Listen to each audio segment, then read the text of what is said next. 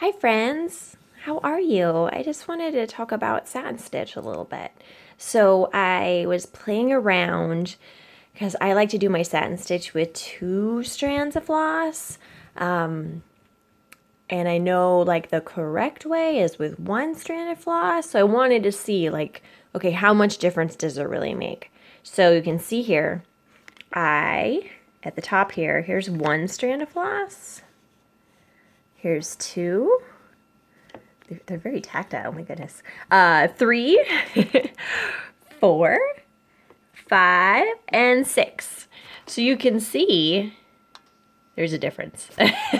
So specifically, if you look at one and two here, I mean, when you think about it, that's double the thickness, right? Like in my head, it doesn't make sense that it would make such a big difference. But then it's like, well, two is twice of one, so it does.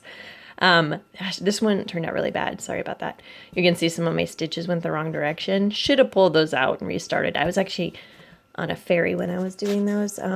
Yeah. Anyways, ferry stitching. So, well, and let me tell you about the rest of these stitches. So, like I said, 1, 2, 3, 4, 5, 6 strands of floss. So 6 ply here. This is 6 ply on an outline of split stitch. I couldn't think of the word there for a second. This is 6 ply on padded. It's padded satin stitch. So it's, who knows what I did under there. It doesn't even matter. But I did an outline of split stitch. And you can fill with whatever when you want to do a padded. You could fill with more split stitch. Just do it kind of like you would use split stitch as a fill stitch. You know, go around and around. You can leave holes. It doesn't matter, because you're just going to cover it with your satin stitch. So you can use back stitch, you can use satin stitch, you can use chain stitch, you can use whatever the heck stitch you want. No one's going to know. Don't matter. Okay, so then over here, I went ahead and did padded satin stitch with a single strand to see what that would look like. Here I did, to compare with this one, this is not padded, not outlined, just like this, but instead of doing vertical stitches, I did horizontal stitches. And this was interesting for me because I don't like doing my stitches in this direction with leaves, just because when you get to the pointy end, you have these really super tiny stitches to do. But I think one thing that it really illustrates well is that the shorter your stitches, the nicer it's gonna look. So you can see, like with some of my longer stitches, they get kind of like destabilized just because of the length. So that's why doing it this way would be a benefit. You're going to have more control when you do shorter stitches. Another way to have shorter stitches is going to be what I'm going to do right here. Is I put a vein in my leaf, and so I split it into 2 sections of satin stitch. And you can do, whatever direction you want. I'm probably going to do diagonal just because that's my jam, but you can do horizontal just like this, and you'll have a nice vein down the center, which will look pretty cool. Also, I think this is a fun shape for doing satin stitch, for practicing, because you have this round edge, you have a straight edge, and then you also have a point. So it's a nice shape to play with. Whether it could be a petal, it could be a leaf, it could just be a shape, whatever the heck. I'm using green, so it kind of looks like a leaf. So when I did like a full ply, I used a bigger needle, like this, so that I could get my thread through the needle, through the little eye there. I'm gonna do my little demo with this teeny tiny needle. This is a size 10, I believe, so it's pretty tiny. And I just have like a single ply in here. What happens, the more plies you have, the more twisting you can have, which is going to add more texture to your satin stitch. And maybe that's what you want. Sometimes I really dig that chunky look, and so go with it. You're not... What is the cat doing? The embroidery piece is not going to come after you. If that's the look you want, you do you. Don't worry about it, okay? But if you want the super smooth traditional satin stitch look, you're going to need to use this single ply. And it's going to take you forever. And that's okay. We're not doing embroidery because it's a fast craft, It's slow, it's meditative, it's supposed to be relaxing. If you're not enjoying it, go find a better hobby for you then, try something else. It should be fun, okay, guys? Oh, another key to having a really successful satin stitch is having sharp guidelines. So here I did, I used some kind of pen. I think I used a Frixion for this. Frixion, is that how to say it? Pen. I'm just going to cover these lines, but it's nice that they're sharp. So, like, if you have kind of a thicker guideline, you can get into the problem where it's like, well, like, see how my center line is kind of fat? It's like, well, is my needle supposed to go on this side of the line or this side of the line? Because it makes a difference. It really does. So, oh my God, the cat is throwing up. Oh, that's disgusting. Okay. Guys, I don't even know what to say. Okay, so one more thing I do want to do is I want to talk about stitch direction. So I kind of talked about stitch direction here, but for this, let's see, I think that pen's actually, well, I can't reach any other pen, so we're going to make it work. I just don't want to smack into my camera. Okay, this is the direction I'm going to go, or attempt to go with my stitches. In my patterns, I don't often include guides like this, because I don't care which direction you do. Do whatever you want. Like, if you want to see what I did, you can just look at my embroidery and see what I did. And you're, free to do it that way. But there's no right or wrong. Okay, so I like to start in the middle. That is the traditional way. So we're going to do the right side first. So I'm starting middle-ish.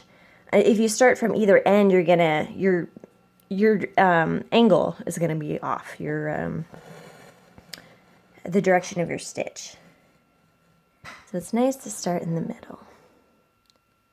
So I'm going, there's like a faint black line. That's where I'm going to. Oops. And I have found that patience and tension are super important. Also, I used to do this like kind of fakey satin stitch because I didn't like wasting thread, where instead of going all the way back to this edge up here like I should do, I would come like over here up through the center and then go back to like, save on thread. And I don't know why. I just felt like that's what I needed to do. And ultimately it takes longer, for me at least. It's just not necessary. So for me, I do like doing it the right way, where you go all the way back around. And what I mean by that is that if I turn this over, you would see that my work has satin stitch on the back as well. That's how you know if you're doing it the right way. So what you see, you're actually using twice that much floss. So this is it, guys. Oh, and I forgot I was going to outline this for you. Well, hopefully you understand what I mean by that. So when you do an outline, you're just going to treat the shape like you're doing the outline. You just go all the way around with split. I like split stitch for doing outlines just because it's more even as far as its height. Sounds funny to talk about when you're talking about embroidery stitches as being tall, but it's a more consistent height versus like backstitch. Because with backstitch, wherever you come down and back up, you basically have a little dent in your outline, a stitch apart all the way around. So it probably doesn't show, but just to be safe, I do split stitch. And then you just do your satin stitch on top, covering up your split stitch. And what's nice about doing the padded and the outline is if you have overlapping shapes that you're doing satin stitch with, it can help give dimension of like one leaf over another or one petal over another. Especially if they're all the same color, that can help differentiate between them. And often it can give a sharper line because you get like a tiny bit of a shadow from that tiny extra bit of lift you just got. Okay, that I screwed up. See, I'm kind of, well, what have I done? It looks like it's okay in line. I just left like a big gap. So we're gonna have to fill that in. Let's see. Let's see if this was the right move or the wrong move. If I should have actually pulled out my stitches. Probably should have pulled out my stitches, huh? Let's see. Yeah, so you can see it's all bad. Okay, so we're gonna pull that out. Do you guys have the idea? Probably. I mean, you don't need to see me do this whole leaf, do you? You just keep going. And you probably noticed that I wasn't really consistent as far as, you know, am I going down or am I going up above my center line? What the rhyme or reason was for that, I don't really know. I can't answer that, actually. Oops. To pull this out, I'm actually, let's see, I'm probably gonna have to, oh no, I got it. Yes. Yes. Okay.